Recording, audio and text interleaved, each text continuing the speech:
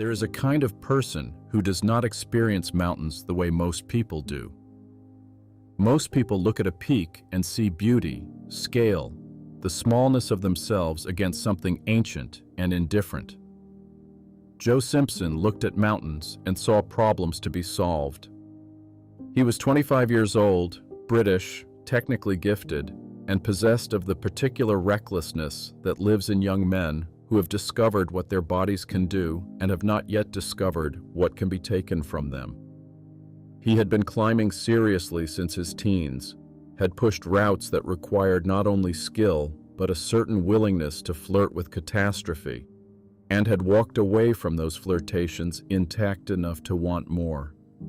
This is what climbing at the highest level demands, not fearlessness, which is a kind of stupidity, but a highly calibrated relationship with fear. You learn to feel it, measure it, and decide whether it is telling you something useful or simply asking you to stay home. In the summer of 1985, Simpson and his climbing partner Simon Yates flew to Peru to attempt the west face of Siula Grande, a peak in the Cordillera Huayhuash that reaches nearly 21,000 feet and had never been climbed by that particular route. It was a serious objective. The west face was steep, exposed, and technically demanding, the kind of climb that requires two people who trust each other completely, not merely as friends, but as instruments of survival. Yates was 21, strong, experienced, and had the calm competence that makes a good partner in hard places. They traveled light, as alpine-style climbers do, no fixed ropes, no high camps pre-stocked with supplies, no support team waiting below to pull them out if things went wrong. Just the two of them, moving fast, carrying everything they needed, committed to the mountain from the moment they left the glacier. There was a third member of their expedition, a man named Richard Hawking, who stayed at base camp, a quiet Englishman tasked with managing their supplies and waiting. He would become, in the days ahead, the only witness to what returned from the mountain and what it looked like when it did. The ascent of the west face took 3 days. It was hard climbing, ice at severe angles, wind that burned exposed skin, sections where a single mistake would have sent both men into the void below. But they moved well. They reached the summit on the 3rd day, and the photographs taken there show 2 young men grinning at the camera with the particular satisfaction of people who have done something very difficult and survived it. The summit is always the lie the mountain tells you. You are not finished. You have only completed the first half of the problem. The descent began in deteriorating conditions. The weather, which had held reasonably well during the climb, began to turn. Cloud moved in from the west. The light went flat and strange, the kind of light that erases depth and makes every surface look identical. They were descending a ridge above the summit snowfield when Joe Simpson broke through a cornice, a shelf of overhanging snow, and fell. He landed badly. He heard the sound before he felt the pain. A crack, distinct and irreversible, coming from inside his right knee. He had driven his lower leg up through his knee joint. The tibia had punched through the femur. It was the kind of injury that, in this place, at this altitude, in deteriorating weather, with no rescue possible, carried a single, unambiguous meaning. Yates reached him minutes later and saw the angle of the leg and understood. Neither of them said what both of them knew. There is a code in serious climbing, a refusal to speak certain things aloud, as if naming them might make them permanent. They began to improvise.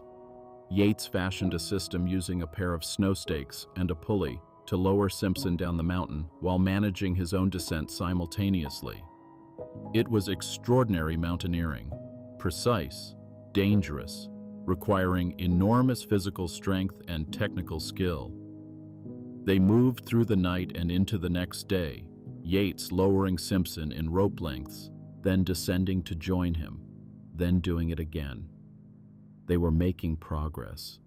It was brutal and slow, and the pain Simpson was experiencing was the kind that changes a person's relationship with their own body. But they were moving down. The base camp was below them. Richard was below them. The tent, the food, the possibility of survival was below them. Then the storm closed in entirely, and in the whiteout, Yates lowered Simpson over the edge of an ice cliff he couldn't see. Simpson hung in space. There was nothing below him, no wall to push off from, no purchase for his good foot, just open air and the rope going up into the darkness above him. He could not go down. He could not climb up with one working leg. He hung there for an unknown stretch of time. It might have been an hour, it might have been longer, and the cold moved through him the way cold does at altitude, not as discomfort, but as a slow erasure. Yates, holding the rope above in the storm, felt the weight and could not pull it up, and could not see what was below him, and could feel himself being dragged forward toward the edge of the mountain, toward death. He held on. He held on until holding on became impossible. He cut the rope. This is the moment the story hinges on. Not because it was wrong. There are many climbers, many ethicists, who have examined what Simon Yates did in that moment and concluded that it was the only rational choice available to a man who would otherwise have died alongside his partner, uselessly, leaving no one to carry the story back. But it is the moment everything changed, for both of them, in ways neither would fully understand until much later. Yates descended alone through the storm and reached base camp and told Richard what had happened, and sat with the knowledge that he had cut the rope and that Joe Simpson was almost certainly dead somewhere on the mountain above them. If you're enjoying this story, check out Joe Simpson's full journey in the description. Simpson fell 60 feet into a crevasse. He did not die.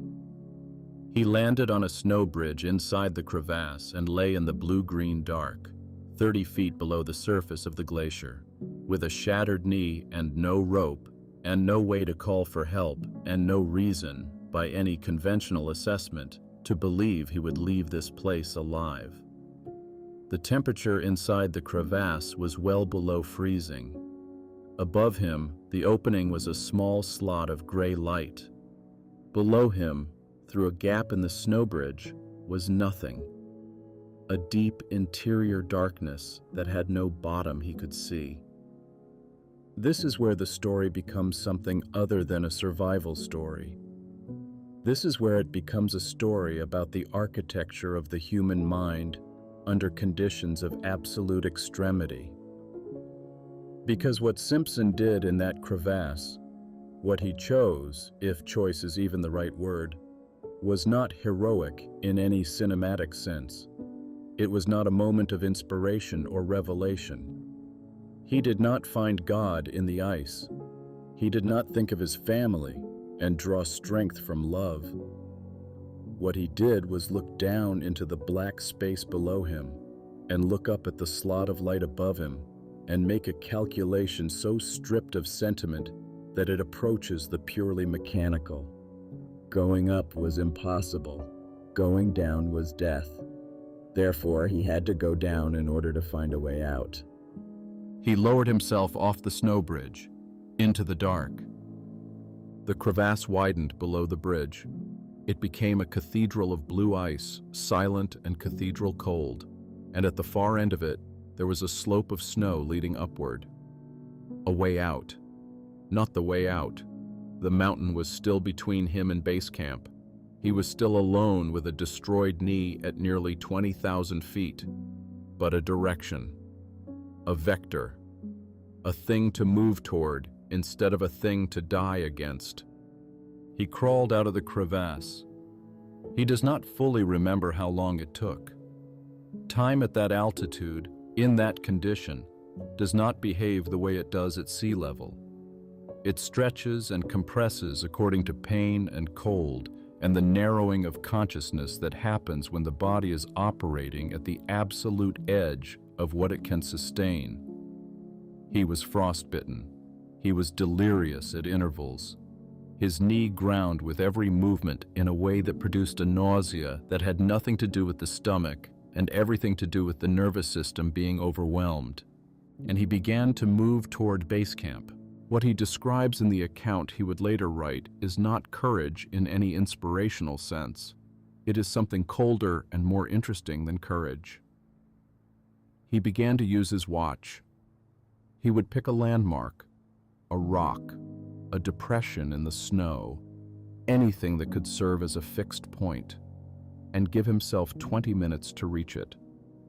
Not because he believed he would reach base camp, not because he had calculated his chances and found them acceptable, but because the alternative to the 20-minute target was the full scope of what he was facing, and the full scope of what he was facing was something his mind had decided, on some pre-rational level, it was not going to look at directly.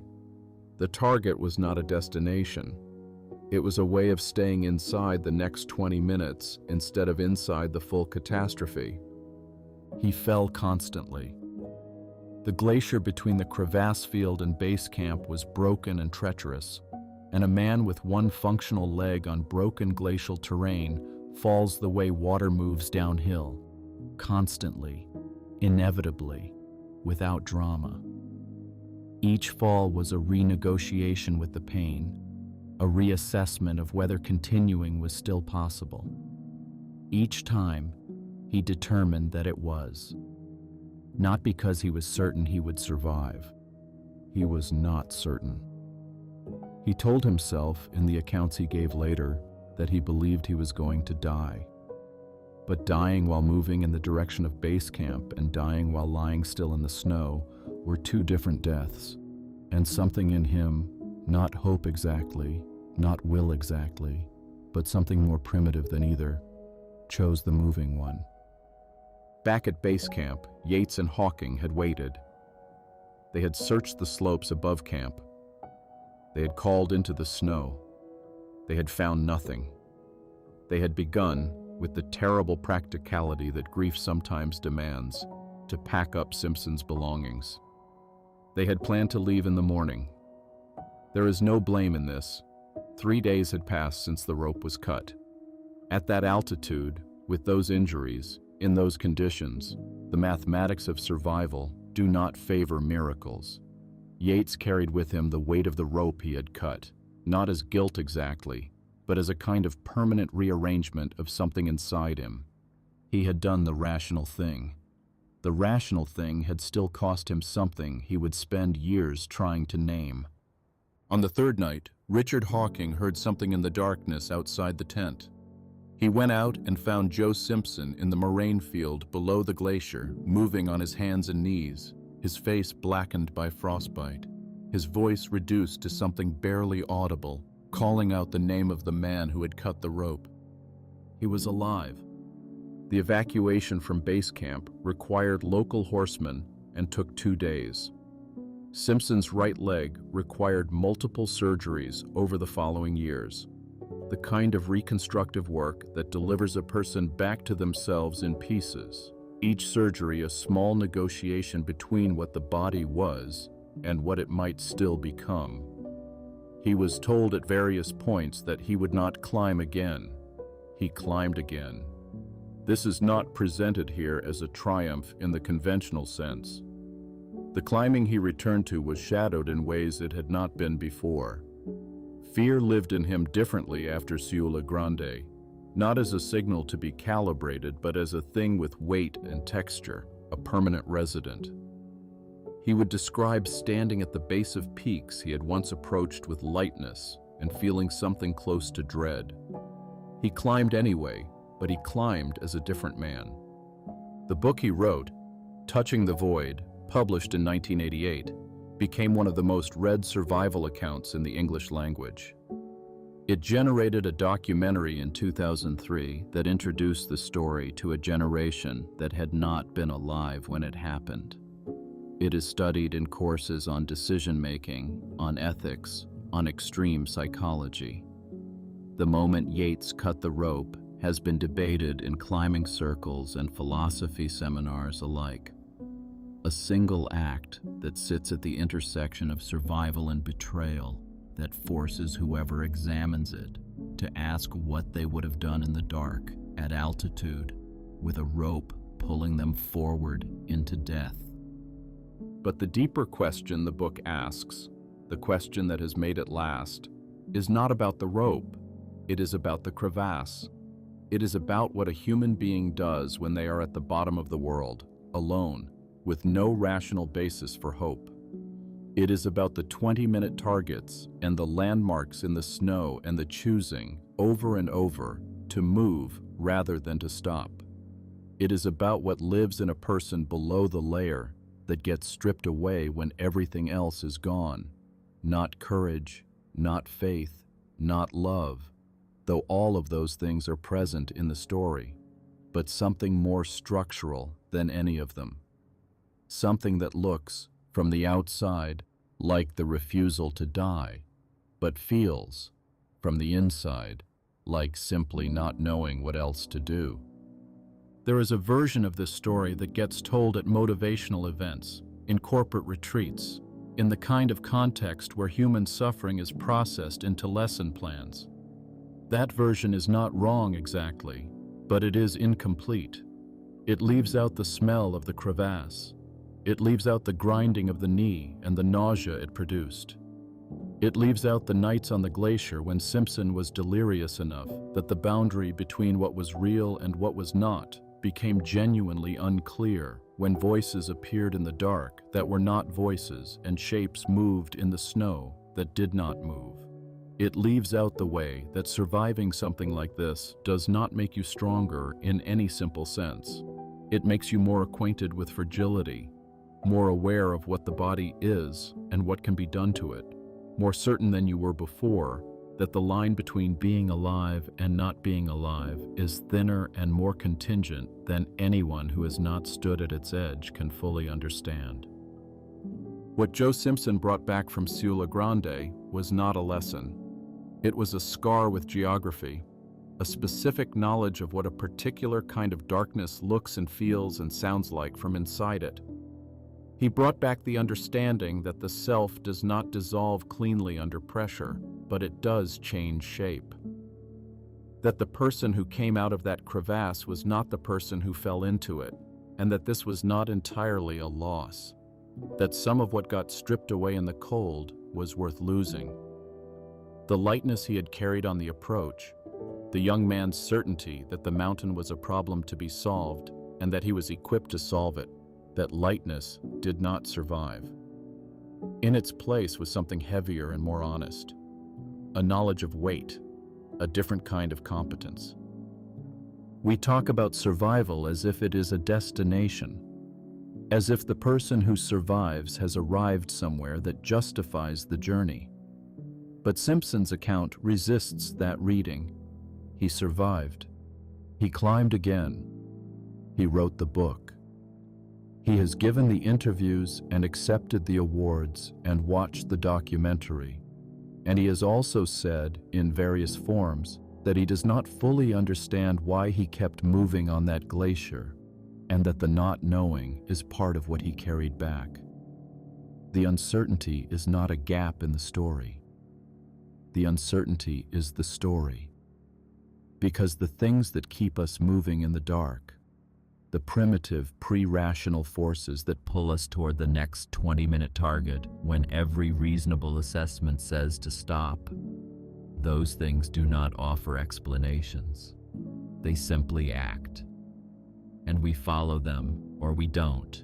And the difference between those two choices is everything. You already know which choice Joe Simpson made. What you may not know, what no version of the story can tell you with certainty, is what you would do at the bottom of the same darkness, counting minutes in the cold, choosing your next landmark in the snow.